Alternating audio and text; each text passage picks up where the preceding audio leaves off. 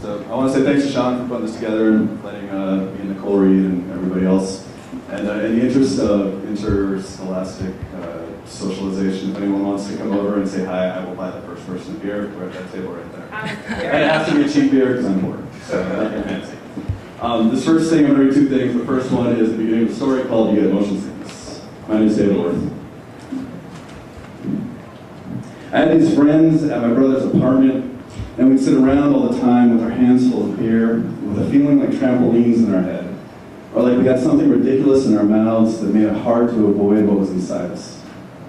I wasn't talking to my brother anymore, and everyone was still friendly with him, which sometimes was enough to make me want to throw them all off a bridge. On Saturday, we drove to San Jose. We got there early, so we stopped at the park, and later we would go to Marvin's house and change into clothes with buttons and collars. Marvin had invited us up, and mostly we drove up there because after enough time, Salinas starts to feel like it's made out of paper. Like you can take all these houses and streets and people and hold them to the sun, see right through them, and find out there was nothing there at all, which is a trick we hadn't worked on San Jose yet. The park had a pond, and we sat next to it on the lawn for a while, and then later we went to the bridge, where we watched these enormous goldfish. They huddled at the bottom like pale sausages, and their scales were edged in green, and algae made beards off their bodies. Christina was on the lawn for this part. She was pregnant from all the humping she and Jimmy did, and she stayed on the grass in her special pregnancy clothes, sitting next to her giant belly, while me and Jimmy and Kelly and Russell watched the fish below us. Russell was my brother, and I had to pretend he wasn't there, even though every conversation was partially his. "These fish are crazy," said Russell. "Why don't they move?" "I wonder what they taste like," said Jimmy. "If they taste like they eat," said Kelly, "they probably taste like crap." I shifted my feet and watched the fish lying there, and then wind touched the water, and for a few seconds the surface was sequined with light, and you couldn't see the animals inside. I was supposed to talk to Kelly. The doctor told me that. Small, painless bumps had grown between my stomach and my genitals, and the doctor said that what I had was sometimes, but not always, a sexually transmitted disease. But since mine was near my penis, it was very likely that I had contracted it through sexual contact, and I should tell my partner or partners as soon as was possible for me in order to decrease the risk of further transmission.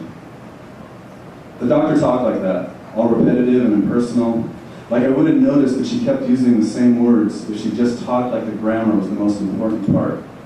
Like her commas and structure were more important than anything to do with the words themselves. I know I work with a doctor, and I hear people talk like that all the time. And yes, I've been to school, so I know what everything means. It's just that I don't think there's any reason to talk to another person like that. Like you can use your words in this way that pretends we're not people talking to each other. Like our hearts sprout arms that stretch past where we can see, or like the physical parts of us are only there to protect the real us from one another. And you can use these big words and these ways of talking to remind me the entire time that except for your ability to see disease in me, we have nothing in common. In a week, I was supposed to come back to the doctor so we could use a wand to freeze the bumps off of me. She also said I had psoriasis on my elbows, which was worse than the other, because unlike the other, it never goes away. I told her I didn't know what she was talking about. "I need glasses though," I said. "I haven't had my eyes checked since I was 18. I can't see faces from far away." "That sounds awful," she said, "but I don't conduct eye exams. You should schedule something though. There's a place in the mall." Kelly suggested somebody eat one of the fish. "Yeah, sure," said Jimmy. His pregnant girlfriend was all belly on the lawn. She used to talk about how the baby was scooting around inside her, and she could feel its feet working. "No, seriously," said Kelly. "Eat a fish. I'll bet you $10. "No way," said Jimmy. $10 just to catch one and put it in your mouth. You don't even have to bite it. You can let it go afterwards. 20. And then Jimmy splashed around in the pond a little, wet to his knees, like he would actually make good on the bet, seemingly unaware of how intimate it is to put your mouth on something. I've heard that there are no nerves inside the human body. That if you're opened up in war or in a car wreck or something, the only pain you feel is on the surface. Which makes me think that that applies to other things as well. Like, if you think you can feel a baby kicking inside of you, what you're really feeling is your organs and aorta and so on, all senseless, getting pushed up against your outside where the nerves are set. So that what's really happening is the baby's orchestrating these maneuvers where your insides push on your outsides. All of which seemed a little tragic. The fact that Christina was mistaking the feel of her insides for the feel of her child.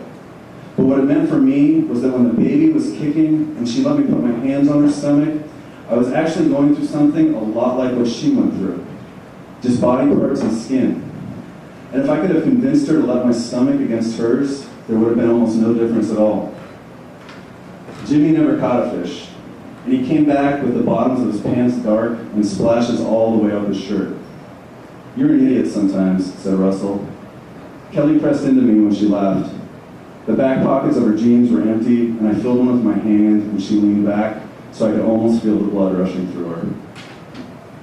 And I promised I wasn't like leaning this way to ignore these people.